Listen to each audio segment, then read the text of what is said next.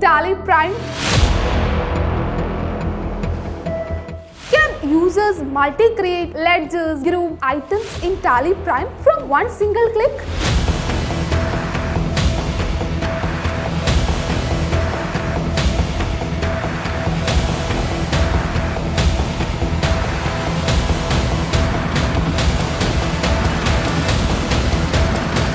What is the use of analysis and verification feature in Tally Prime?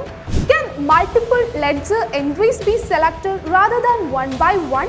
How to maintain accounts of manufacturing industries. So just look at what is bill of material. So let us discuss the GST reports available in Tally Prime. So what is the importance of GST reports in Tally Prime? So let us learn about the creation of ledger accounts, which is coming under accounting masters. Is it possible to print more efficiently in Tally Prime? Then how? Answer to all these questions are just away from one single click. Enter to our new Tally Prime course.